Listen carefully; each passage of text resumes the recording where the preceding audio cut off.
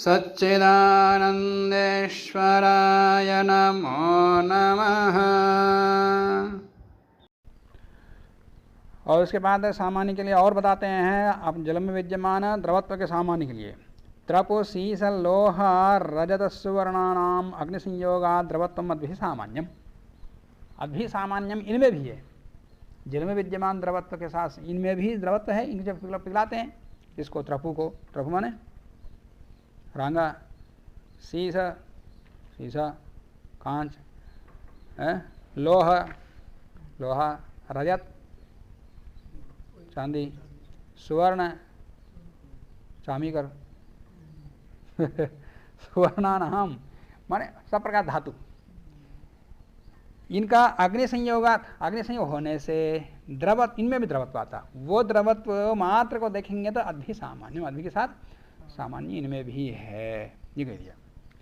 अग्नि संयोगात की अनुमति आ सकती थी, यहां दोबारा अग्नि संयोगात क्यों कह दिया?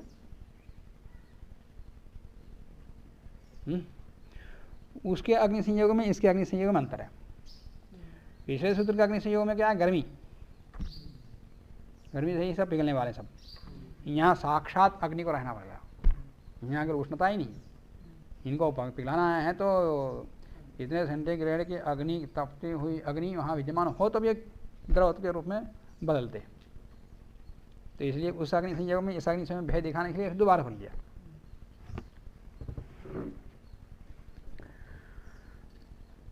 अब उत्थानिका के रूप में कहते हैं ननु तथापि त्रपु शीस लोहादो तेजसी गतत्वेन तदवस्था एव अतिव्याप्ति ही।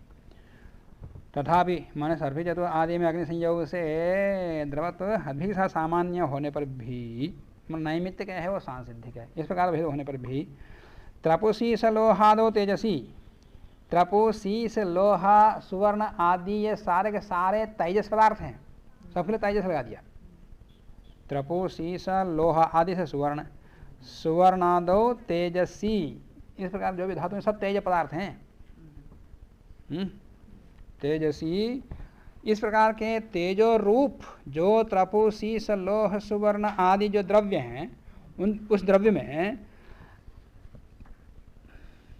द्रव्यत्व का विद्यमान होने से गतत्वेन तदवस्था एवं, यहाँ पर भी तो सादृश्य है, तदस्य व अतिव्याप्ति, तो यहाँ भी द्रवत्व होने का से अद्भि के साथ अतिव्याप्ति हो जाएगी, ऐसे कहते हैं। तो उसके कह रहे हैं कि त्रपु शीस आदि ये भी अग्नि संयोग से है।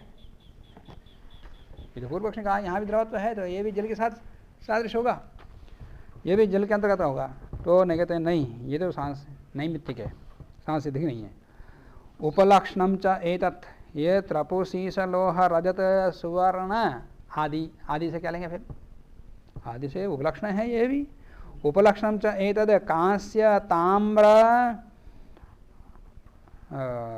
ताम्र आरकूट पारदादी नाम उपसंग्रह, इनका भी संग्रह हो जाता। उपलक्षण चाहिए तो कांस्य कांच, वो भी धातु ही है, और ताम्र तांबा, और आरकूट पीतल, पारद आरा आरा में, हाँ थर्मोमीटर में रहता, पारद आदि औषधि में प्रयोग करते, पार आदि। इस प्रकार के जो भी धातु है वो पारद भी वो द्रव्य के रूप में रहता, द्रव्य के रूप में ही रहता, वो भी धातु ही है, धातु के अंतर्गत आता वो। तो जो भी धातु हैं जो अग्नि संयोग से पिघल जाते हैं। शक्य लक्ष्य साधारणम च अत्यंताग्नि संयोगाद अनुच्छिद्यमान जन्य द्रवत्वाधिकरणत्वमेव। शक्य, शक्य मान तो शब्द से अर्थ गृहीत हो रहा, कौन? त्रपो शीस लोह रजत सुवर्ण, ये क्या है? शक्य है ये। और लक्ष्य कौन है? उपलक्ष्य से गृहीत कर लिया, कौन किसका? कहाँ से? ताम्रारकोट पारद आदि, ये लक्ष्य हैं, उपलक्षित हैं। तो शक्य और लक्ष्य में साधारण रूप से साधारण है, सबका सब में अत्यंताग्नि संयोग, अग्नि का अत्यंत संयोग होने से माने अत्यंत संयोग मतलब बहुत लंबे काल तक तीव्र अग्नि का रखना। अत्यंत अग्नि संयोग अनुच्छेद्य, जैसे अत्यंत संयोग है चा लंबे काल या कोष भर मतलब कोष के हर एक अवयव के साथ संबंध है वहाँ पर गमन क्रिया आदि। तो ऐसे ही लंबे काल तक अनावच्छिन्न बीच में होकर के फिर उछलना, ऐसा नहीं, उसको अत्यंत कहते हैं। तो अत्यंत अग्नि संयोग सदा ही बना रहने का सीमित काल तक, बीच में रोक फिर रुकना, ऐसा नहीं। अत्यंत अग्नि संयोग अनुच्छिद्यमान जन्य, उस अनुच्छिद्यमान माने अत्यंत अग्नि संयोग होने पर भी नाश ना होने वाले हैं ये, इसलिए तेजस पदार्थ हैं। इसलिए अनुच्छिद्यमान नष्ट ना होने वाले जो अग्नि तत्व हैं, तेजस तत्व हैं, उनसे उत्पन्न जो द्रवत्वाधिकरणत्व में वह, इनके अंदर द्रवत्व है, ये सबके सब द्रवत्वाधिकरण वाले ही हैं। तथा च सुवर्णादि नाम अपनी, सुवर्णादियों का भी द्रवत्वम, जो द्रवत्वाधिकरणत्व में वो भी द्रवत्व का अधिकरण है ये सब है। तथा च सुवर्णादि नाम अपनी द्रवत्व, सुवर्णादियों का भी जो द्रवत्व है, परंतु इन सब में विद्यमान जो द्रवत्व है वो नैमित्तिकमेव, नैमित्तिक ही है। निमित्तस्य अग्नि संयोगस्य, मान निमित्त कौन है? अत्यंत अग्नि संयोग रूपी जो निमित्त है उसका अन्वय व्यतिरेक सिद्धांतवाद, अग्नि के संयोग होने पर ये द्रव के रूप में दिखाई देते, अग्नि संयोग ना रहने पर बीच में थोड़ी देर रोक दो, हो घड़ा लग जाता तुरंत।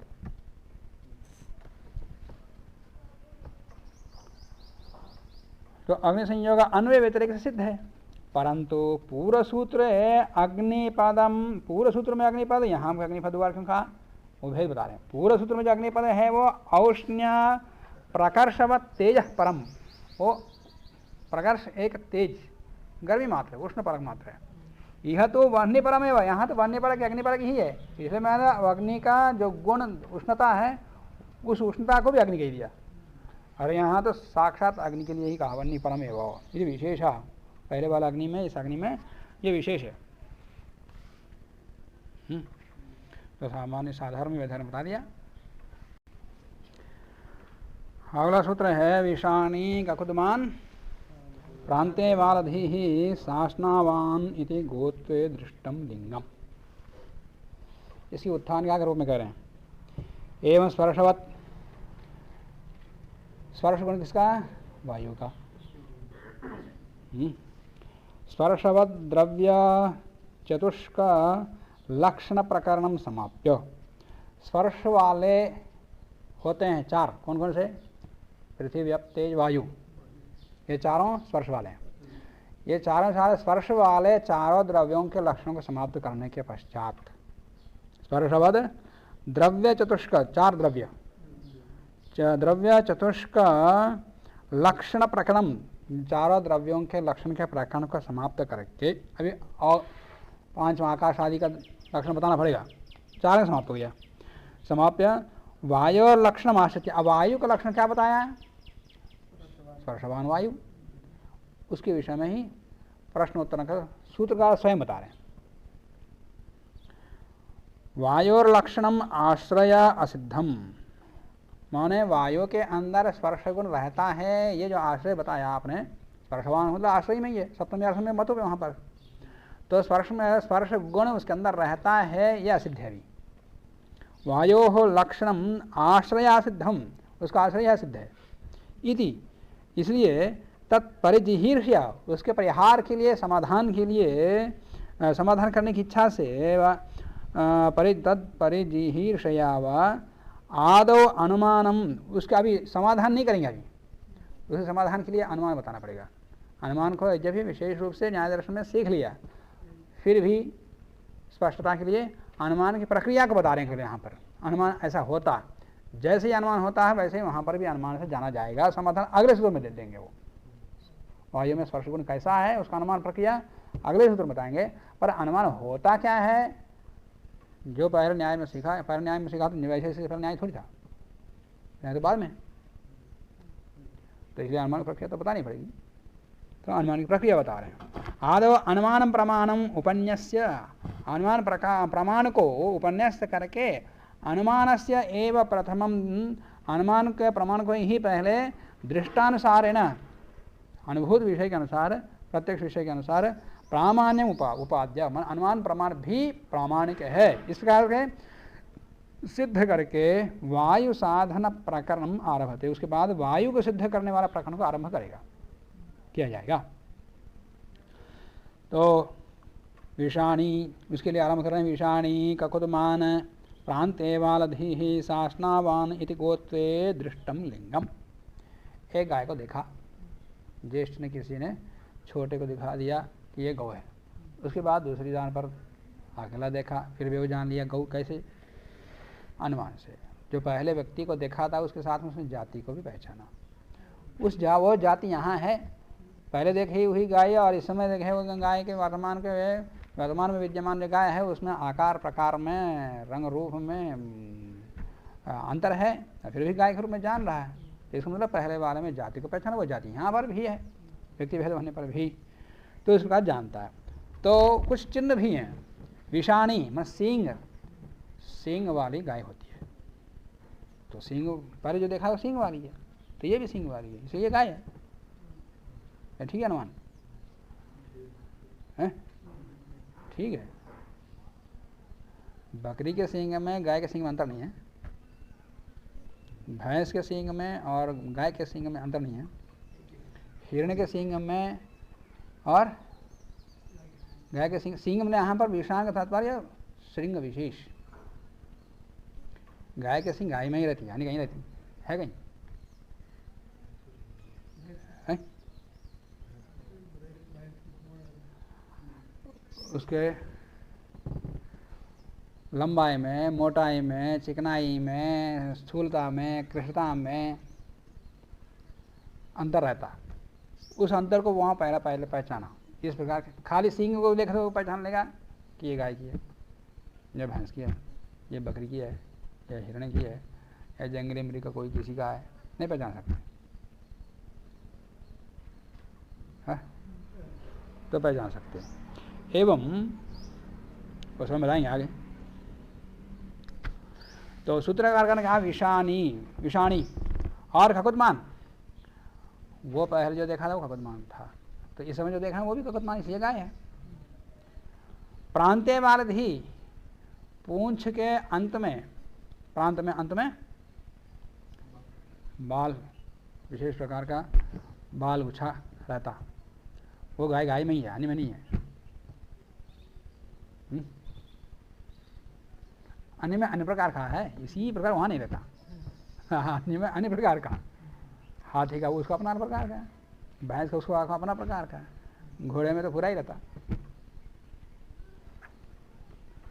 तो प्रांते वालधि सासनावान इति, सासनावान भी यद्यपि मृग के वो जंगली के पशु में भी एक रहता, परंतु उसके वो तो ज़्यादा ही लंबा होता है, गाय से भी ज़्यादा लंबा चढ़ा होता है। तो उसके सासना में, इसी सासना में बहुत अंतर है। तो सासनामान से भी, विशेष प्रकार की सासना से भी गाय की पहचान हो जाती है। इसलिए गोत्र जाति में ये सारे के सारे लिंग देखे जाते हैं, जाने जाते हैं। दृष्टम लिंगम, ये सारे लिंग हैं, अनुमान है, अनुमान के साधन है। ये गोत्र जाति के जानने में, गो व्यक्ति के जानने में ये अनुमान हैं, लिंग हैं। तो अनुमान का प्रकार बता दिए उदाहरण से, जो कि लोक दृष्टि है, लोक में अनुभूत है। यथा, अब इसकी व्याख्या के विषय में कहते हैं कि यथा गोत्वं प्रति विषाणादीनि लिंगानि गृहीत व्याप्तिकानि, ये सब गृहीत व्याप्तिक हैं। जहाँ जहाँ पर इस प्रकार का विशेष प्रकार का सींग है वह वहाँ गौत्व है, जहाँ इस प्रकार का विशेष ककुत है वो गौ ही है, जहाँ जहाँ इस प्रकार विशेष प्रकार का प्रांत्य वाली है वो गौ ही है, और जो जो इस प्रकार के विशेष शासना है वो गौ ही है। इस प्रकार की ये व्याप्तिवार लिंग है। ये गृहीत ज्ञात व्याप्तिकानि लिंगानि, ये सब के सब इस प्रकार गृहीत व्याप्तिक लिंग हैं। तथा इस प्रकार से अतीन्द्रिय वायुवादि द्रव्य पंचक लिंगान्यपि सामान्य तो दृष्टानि प्रमाण भावम आसादयन्ति इति भावः। तो इसी प्रकार से अतीन्द्रिय वायु अतीन्द्रिय है, अतीन्द्रिय है। स्पर्श तो इंद्रिय से गृहित है, पर आप स्पर्श के विषय में संदेह उत्पन्न होगा। अभी तो वो साध्य कोटि में, तो साध्य कोटि में उसको सिद्ध करने के लिए और कौन सी इंद्रिय से कोई व्याप्ति ज्ञान हो, अन्य इंद्रियों से कोई व्याप्त ज्ञान हो तो उसके आधार पर हम इसको सिद्ध कर सकते हैं, कुछ है ही नहीं। तो अतीन्द्रिय वायुवादि द्रव्य पंचक, वायुवादि द्रव्य पंचक कौन है? वायु, आकाश, काल, दिग, आत्मा, ये सब अतीन्द्रिय वाले 5 द्रव्य हैं। तो अतीन्द्रिय मन भी है, तो मन तो छोड़िए। अतीन्द्रिय द्रव्यादि, अतीन्द्रिय वायुवादि द्रव्य पंचक लिंगान्यपि, ये भी सामान्य तो दृष्ट हैं, सामान्य तो दृष्ट अनुमान वाले हैं। सामान्य दृष्ट अनुमान माने अनुमान कितने प्रकार का? न्याय का सूत्र बोलो, अनुमान का सूत्र बोलो न्याय का।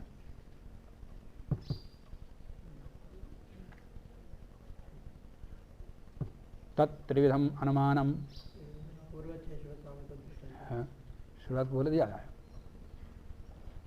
तच्च त्रिविधम अनुमानम, पूर्वत, शेषवत, सामान्य दृष्टम च, 3 प्रकार का। पूर्वत माने कारण को देखकर कार्य का अनुमान कर रहे हैं हम, पूर्वत कार्य को देखकर कारण का अनुमान कर रहे हैं। तो शेषवत, और इन दोनों से भिन्न सामान्य दृष्ट। जैसे आत्मा, आत्मा को कैसे जानते? इच्छादि से, गुणों से। इच्छादि गुण हैं, सब जानते हैं, पर ये किसके हैं गुण? 9 द्रव्यों में से आत्मा का छोड़ करके और किसी द्रव्य में इच्छादि गुण संभव नहीं है। पूरी प्रक्रिया बताया न्याय में। तो इच्छा आदि गुण आत्मा को छोड़ करके पृथ्वी आदि किसी में भी संभव नहीं है। तो अनुमानतः जाना जाता है एक गुण है तो गुण का आश्रय कोई द्रव्य होगा, वो द्रव्य ही आत्मा है, इस प्रकार अनुमान से जान लिया। तो वहाँ पर ना तो कार्य है ना कारण है। कार्य को देखकर कारण का अनुमान कर रहे हैं, कारण को देखकर कार्य का अनुमान कर रहे हैं, तो पूरा शेषवत होता। तो यहाँ इस प्रकार का है ही, मैंने किसी का आत्मा में देखा है कि यहाँ इच्छा आदि है, तो फिर वहाँ अनुमान कर रहे हैं कहीं पर, तो अलग बात है, पर ऐसा है नहीं। तो इससे सामान्य तो दृष्टि है। तो यहाँ भी ऐसा ही है, स्पर्श गुण है, ये तो सबको अनुभूति में है। तो इंद्रिय के द्वारा स्पर्श का गुण सबको होता, पर यह स्पर्श गुण किसका है? पृथ्वी का नहीं है, पृथ्वी का नहीं है। पृथ्वी में जो स्पर्श गुण है वो विशेष प्रकार स्पर्श गुण, याद रखना। कौन सा है? पाकज, अनुष्ण, शीत, स्पर्श, ये कठोर, वो वही है, और का नहीं तो नहीं। यहाँ जो स्पर्श होगा कोमल, अनुष्ण, शीत, स्पर्श, ये पृथ्वी में नहीं है, अग्नि में नहीं है, वहाँ तो उष्ण स्पर्श है। जल में नहीं है, जल में शीत स्पर्श है। और इधर आकाश आदि में तो है ही नहीं किसी में। और 9 द्रव्यों में वायु को छोड़ करके और कोई द्रव्य नहीं बचा जहाँ पर स्पर्श का कोई, इसमें स्पर्श का आश्रय हो कोई। तो स्पर्श का आश्रय देने वाला द्रव्य वायु को छोड़ करके अन्य कोई बचा ही नहीं। तो इस प्रकार से पारिशेष न्याय से क्या सिद्ध हो जाता है? स्पर्श वायु का ही गुण है, वायु में ही आश्रित है। जैसे इच्छा आदि आत्मा द्रव्य में ही सिद्ध हो रहे हैं, वैसे पारिशेष न्याय से स्पर्श गुण वायु में ही सिद्ध होता है। यह सामान्य दृष्टि है।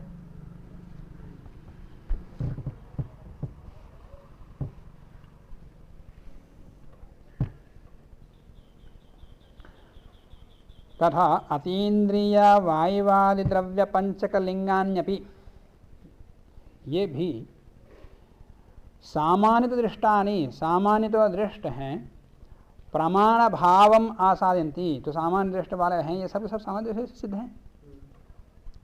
ये पांचों सबके सब सामान्य दृष्ट अनुमान से ही सिद्ध हैं। तो इस प्रकार से सिद्ध होने कारण से अनुमान, सामान्य दृष्ट अनुमान भी प्रामाणिक है, प्रामाणिक तो सिद्ध हो जाती है। तो प्रमाण भावम आसादयन्ति भावः। अत्र यद्यपि विषाणित्व मात्रम न गोत्व, विषाणित्व मात्र गाय में ही है, ऐसा नहीं है। गाय में ही मात्र में होता तो फिर विषाणी से गोत्व का पहचान होता, गोत्व ज्ञान होता, ऐसा तो है ही नहीं। न गोत्व लिंगम, गोत्व मात्र के लिए लिंग नहीं है, वो अनुमान नहीं है, साधक नहीं है। तो महिषादो विचारक, महिषादि में भी सिंह है, तो फिर अनुमान में लिंग के रूप में कैसे दिया विषाणी को? न च शासनादिमत्वं विशेषणं विशेष्यस्य व्यर्थत्वापत्तेः। शासनादिमत्वं जो विशेषण है वो भी विशेष्य के लिए व्यर्थ नहीं है। माने उसको कौन सा शासनादिमत्व केवल गाय में ही, ऐसा नहीं है। वो अन्य एक जंगली पशु में है। तो इस प्रकार का विशेषण देना व्यर्थ हो जाता, पर व्यर्थ की आपत्ति यहाँ नहीं होगी। तथापि गोविषाणे महिषमेषादि विषाणापेक्षया वैलक्षण्यम आकलयताम धूमः इव ते विशेषाः लिंग भावम आसादयन्त्येव। पर गोविषाण जो है महिष के विषाण में, मेष के विषाण में और मृगादि के विषाणों में इसमें विशेष है। उस प्रकार के वैलक्षण्य को लेकर के ही लिंग के रूप में यहाँ पर विषाणी कहा है। महिष मेषादि विषाण की अपेक्षा से वैलक्षण्य सर्वथा भिन्न प्रकार का विषाण इसके अंदर है। वैलक्षण्यम आकलयताम, इस प्रकार के वैलक्षणता को जानते हुए धूम इव, धूम जहाँ जहाँ है वहाँ वन्य है। इस प्रकार वैलक्षण्य वाला सिंह, सामान्य सिंह तो सब सिंह समय है, इसलिए ये कोई लिंग नहीं बनता, ऐसा होता। परंतु विशेष प्रकार के सिंहों के सबके पहचान करने वाला ये तो गाय ही है, बता देता वो। तो धूम इव, धूम जैसे धूम लिंग है वन्य के लिए है, वो भी धूम, सभी प्रकार धूम को जानने वाला इस प्रकार का धूम है, तो ये अमुक प्रकार की लकड़ी से निकलने वाले अग्नि के धूम है, ये बता सकता विशेष। तो धूम इव ते विशेषा, वे विशेष लिंग भाव को प्राप्त कर लेते हैं।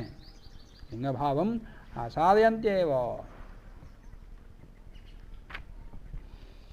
विषाणेषु अपि, विषाण में भी वैलक्षण्य क्या है? ऋजुत्व वक्रत्व कठिनत्व सुकुमारत्व ह्रस्वत्व दीर्घत्व आदयः, ये बकरी के सिंग पतली टेढ़े मेढ़े गोलदार विशेष रहता। तो वो उस लक्षण है, इसमें गाय में सिंग में है ही नहीं। ऐसे भैंस के सिंग में इसके सिंग में तुलना करके देखो तो पता लगेगा भेद क्या है। तेज विशेषाः निपुणतर वेद्याः सन्ति एव, वो सामान्य से समझ में नहीं आता। जो निपुणता रहे हैं, निपुणता में सबसे ज़्यादा अधिक भेद को जानने वाला जो उसको विशेषज्ञ है, वो उनके द्वारा तो जानने योग्य हैं ही, सामान्य लोगों के पहचान में नहीं आता। भले ही नकली सोना और असली सोना, इसको तो सुनार ही जानता, इसलिए वो सुवर्ण है। सब लोग जानते, सब लोग सुवर्ण नहीं बनते। वो पत्थर पर घिसके भी हमको नहीं पता लगता, पर उसको पता लगता, वो देख के पहचान लेता, अनुमान कर लेता है, और नहीं तो भी घिस लेता है, घिस के देख लेता है ये नकली है, ये मिलावट का। और इसके अंदर कितना प्रतिशत है तांबा आदि मिला हुआ है कोई बता देगा वो।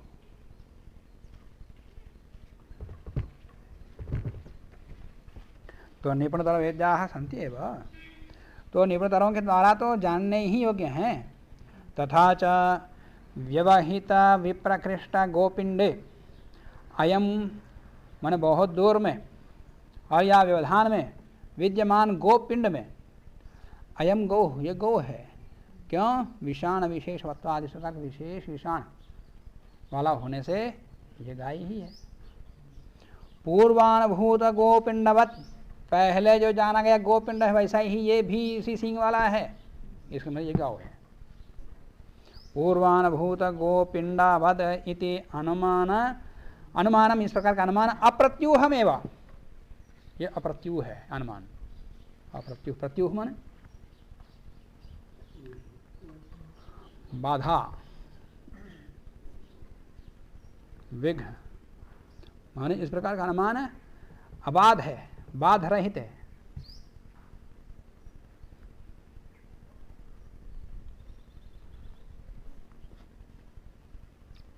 विस्मय आश्चर्य को कहते हैं, बड़ा आश्चर्यजनक नहीं है, कोई सामान्य है।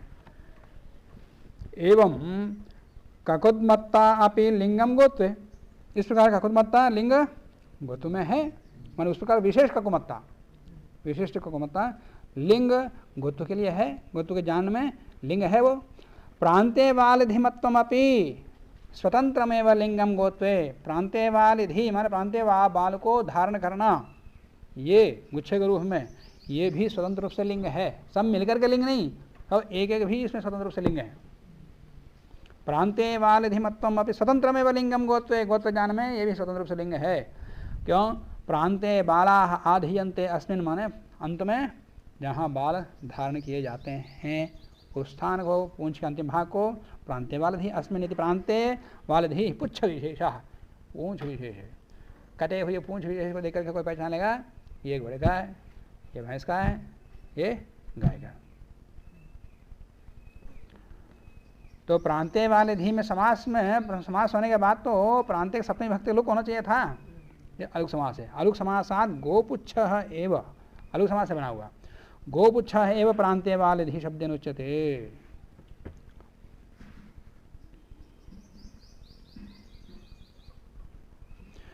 तो गोपुच्छ ही प्रांत्य वालधि कहा जाता है। नहीं यथा गोपुच्छेषु प्रांत्य वालधित्वं, गाय के पूंछ में जिस प्रकार के प्रांत्य वालधित्व जाती है, प्रांत्य वालित्व है, प्रकार है, तथा अश्वमेषादि पुच्छेषु न, इस प्रकार का अश्व के प्रांत्य वालधि में या मेष में आदि में पंचवाल तेषां सामस्त्येन बालमयत्वात्, उनका तो बाल का धारण पूंछ में, उनको वहाँ भी बाल है पर पूरा है। बकरी के पूंछ में पूरे में है बाल, बिल्ली के पूंछ में पूरा में, कुत्ते के पूंछ में पूरे में है। तो वहाँ पर सामस्त्य ना, समस्त रूप से बालमयत्व, वहाँ पर बाल विद्यमान हैं। महिषादि पुच्छ में तो ऐसा नहीं है, पर महिषादि पुच्छ में तो नीचे है केवल गाय के जैसा ही। तो महिषादि पुच्छे तादृशी प्रलंबता नास्ती, पर इस प्रकार प्रलंबता जिस प्रकार गाय में है उस प्रकार प्रलंबता वहाँ नहीं है। तुलना करके देखो दोनों में, पकड़ के एक साथ तो भेद पकड़ में आएगा। तो तादृशी मन जिस प्रकार से गाय की प्रलंबता में है वो भैंस में नहीं है। तो तादृशी प्रलंबता नास्ती वैलक्षण्यात, वैलक्षण होने कारण से अंत्यवालधित्वम अपि गोत्वे लिंगम, अंत्यवालधि रूप भी, ये भी गोत्व ज्ञान में स्वतंत्र रूप से लिंग है, अनुमान है। मतुलोपात गोपिंडा हो उच्यते, यहाँ मतुलोप से प्रांत्य वालधि वाला गोत्व होता है, इस प्रकार से गोपिंड ही कहलाता है। तथा च अयम गौ प्रांत्य वालधिमत्वात्, ये इस प्रकार गौ प्रांत्य वालधि होने कारण से पूर्वानुभूत गोपिंडवत, पूर्वानुभूत गोपिंड वाला ही होने से शासनादिमत्ता तो प्रसिद्ध एवं गोत्वलिंगम, शासनादि काल से गाय का पहचान है तो लोक श्रद्धि ही है, विशेष प्रकार की बताने की आवश्यकता नहीं है। इस प्रकार शासनामात्ता तो किसी में नहीं है, एक दो में है जंगल के पशुओं में, पर वो भी बहुत बड़ा होता है। इससे देखा उसको एक्स बोलते क्या बोलते उसमें है। तो ये अनुमान को सिद्ध कर दिया, अनुमान प्रमाण है, यह प्रामाणिक है, यह मानने योग्य है। तो इसी प्रकार के अनुमान से उसमें भी सिद्ध हो जाता है।